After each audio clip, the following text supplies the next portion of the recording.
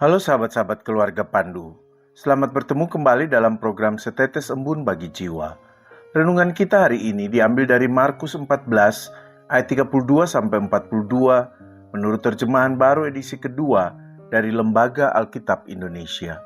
Namun sebelum mendengarkan renungan ini, mari kita berdoa. Tuntunlah kami ya Tuhan, saat kami merenungkan firman-Mu.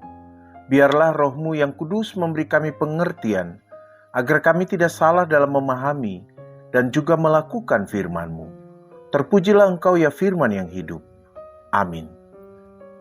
Ia maju sedikit, merebahkan diri ke tanah dan berdoa supaya sekiranya mungkin saat itu lalu dari hadapannya. Katanya, "Ya Aba, ya Bapa, segala sesuatu mungkin bagimu. Ambillah cawan ini dari hadapanku, tetapi janganlah apa yang aku kehendaki, melainkan apa yang Engkau kehendaki." Markus 14 ayat 35 dan 36. Sahabat-sahabat keluarga Pandu yang terkasih, apakah kamu saat ini sedang menghadapi tekanan yang besar dalam kehidupanmu? Apakah kamu saat ini sedang menghadapi persoalan terkait dengan pekerjaanmu atau studimu? Dan apakah kamu khawatir kamu bisa menyelesaikannya dengan baik atau tidak? Apakah kamu saat ini sedang menghadapi persoalan atau pergumulan terkait dengan keluargamu? Di tengah situasi seperti ini, kita semua tentu ingin keluar dari masalah tersebut. Namun yang menjadi pertanyaan adalah, apakah kita memiliki cara atau solusi yang baik untuk menyelesaikan atau mengatasi masalah tersebut? Ada orang yang bingung atau bahkan putus asa dalam menghadapi situasi tersebut. Atau ada orang yang biasanya hanya mengeluh kepada temannya atau kepada orang-orang terdekatnya. Ada yang juga berusaha untuk segera keluar dari permasalahan yang ada dengan menggunakan cara atau kekuatannya sendiri. Ada juga yang melarikan diri dari masalah yang ada dan melupakan atau mengabaikan tanggung jawabnya.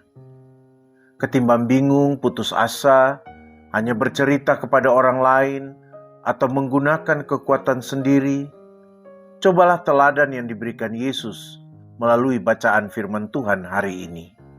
Yesus mengajarkan kita untuk mengambil waktu tenang, keluar dari segala kesibukan kita, dan berkata pada diri sendiri bahwa ini saatnya aku fokus untuk menghadapi dan menyelesaikan masalahku. Jangan terus merasa kita kuat dan mampu menyelesaikan masalah kita sendiri. Luangkan waktu untuk berdoa kepada Tuhan. Menyendirilah dengan Tuhan. Yesus pun meninggalkan semua aktivitas pelayanan dan memfokuskan dirinya dalam doa kepada Bapa. Katakanlah kecemasan atau kekhawatiran atau perasaanmu kepada Tuhan. Dibutuhkan kejujuranmu di hadapan Tuhan. Serahkan dirimu sepenuhnya juga kepada Tuhan. Kamu bisa katakan, "Tuhan, aku stres, aku khawatir, aku takut aku tidak dapat menyelesaikan masalah ini dengan baik. Aku takut gagal. Namun saat ini aku mau menyerahkan semua ini kepadamu, karena aku tahu Engkau adalah Tuhan yang peduli." Berbicaralah terus dengan Tuhan. Bahkan ketika Dia tampaknya tidak merespons atau belum merespons doa kita. Sebagaimana Yesus terus berdoa kepada Bapanya. Percayalah bahwa Tuhan akan mendengarkan ungkapan perasaanmu, dan pada waktunya Dia akan menjawab doamu. Yesus mengajarkan kita bahwa sehebat apapun kita, jangan pernah menyembunyikan perasaan kita dari hadapan Tuhan. Dan jangan berusaha menunjukkan seakan-akan semua permasalahan atau beban itu tidak berdampak apa-apa pada diri kita. Yesus sendiri tidak berusaha menutupi perasaan di dalam dirinya, melainkan mencurahkan isi hatinya kepada Bapa. Yesus mengajarkan kita untuk berani jujur di hadapan Allah Bapa kita. Kalau sudah jujur dan menyerahkan kepada Tuhan, biarlah Tuhan menunjukkan solusi menurut kehendak-Nya. Katakan kepada Tuhan, "Jadilah menurut kehendak-Mu." Yesus di tengah-tengah pergumulan yang dihadapinya, Dia juga membutuhkan kelegaan, membutuhkan kelepasan. tetapi dia menyerahkan kelepasan atau kelegaan itu kepada Bapanya. Ingatlah dan percayalah bahwa solusi Tuhan sering lebih besar dari yang kita bayangkan. Dengan berdoa dan mengandalkan Tuhan, kita tidak bergantung pada kekuatan duniawi. Itulah yang juga dialami oleh Yesus. Seharusnya murid-murid yang diajak Yesus ke Taman Getsemani mendukung dia saat bergumul dan berdoa.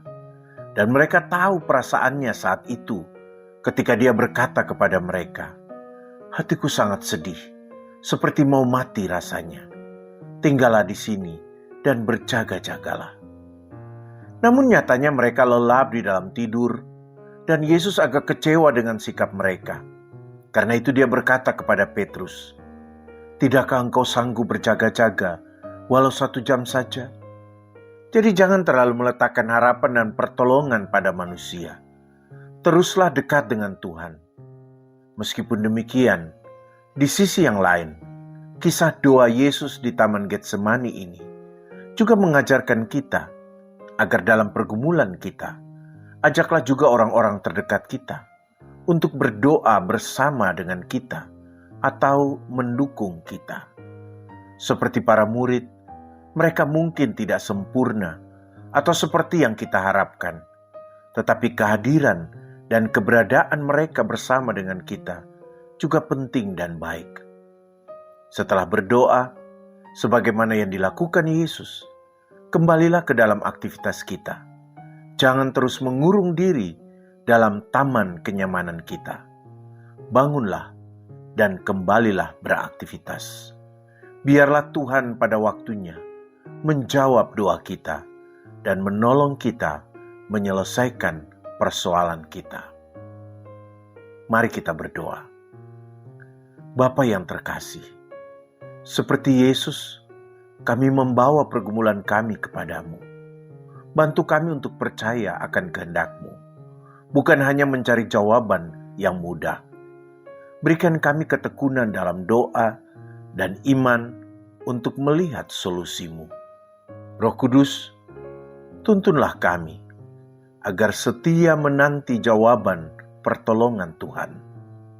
Terpujilah Engkau ya Bapa, Putra, dan Roh Kudus. Amin.